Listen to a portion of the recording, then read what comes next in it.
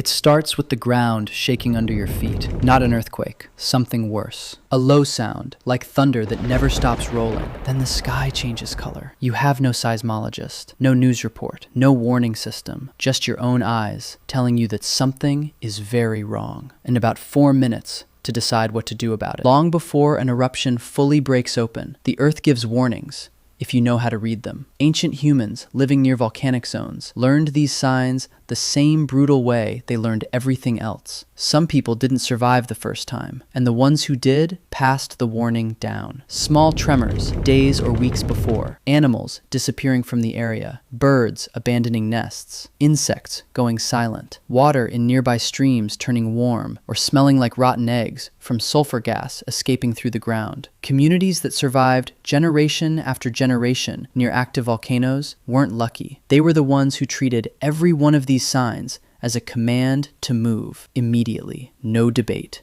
Now picture the moment it actually happens. The initial blast isn't the biggest danger. It's what comes right after. A pyroclastic flow, a wall of superheated gas, ash, and rock that can move faster than 100 kilometers per hour, hot enough to kill instantly, and it doesn't announce itself. It doesn't roar like fire. Survivors from more recent eruptions describe an eerie silence right before it hits. Ancient humans had no concept of pyroclastic flow. What they had was instinct. Get to higher ground. Get away from valleys and low points where the flow travels fastest. And never, ever stop to look back. The tribes who survived weren't the strongest or the smartest. They were the ones who ran first and asked questions never. If you survived the initial eruption, the real test was just beginning. Volcanic ash doesn't fall like rain. It fills the air, thick enough to block the sun completely, thick enough to make breathing genuinely dangerous. Ash gets into lungs and cuts them from the inside. It's made of tiny shards of volcanic glass,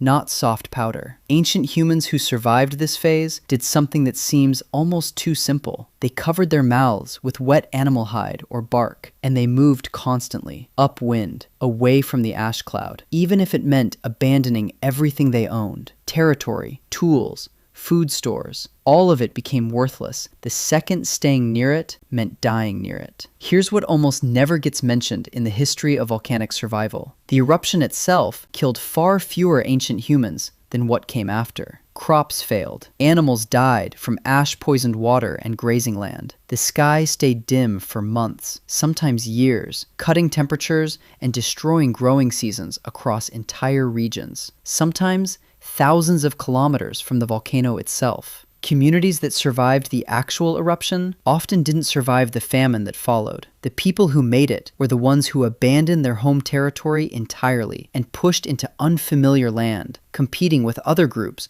who were doing exactly the same thing for the exact same shrinking resources. In other words, surviving the eruption was step one. Surviving the year after was the real test. Some scientists believe one eruption in particular, a supervolcano called Toba, roughly 75,000 years ago, was so massive it pushed the entire human species down to a population small enough to fit in a single stadium. Maybe fewer than 1,000 people total on the whole planet. Strip away the statistics for a second, and what actually happened was thousands of individual moments exactly like the one described at the start of this video. A person standing in front of a darkening sky, with seconds to decide whether to run or stay. Every single one of your ancestors, going back through every single generation, made the right call in that moment. Every one. If even one of them had hesitated, frozen, or guessed wrong, you wouldn't be here. We tend to think of survival as something dramatic, a fight, a chase, a rescue. But for most of human history, survival looked like this: noticing the ground shake, trusting your instinct, and moving before you had time to think about it. Your entire existence was built on thousands of strangers making that exact split-second decision correctly, over and over, for tens of thousands of years, without ever knowing they were doing it for you. If this made you think differently about how close humanity has come to disappearing, that's exactly the kind of story I dig up every week. Subscribe now and drop a comment. Would you have run or would you have frozen? I read every single one. See you in the next video.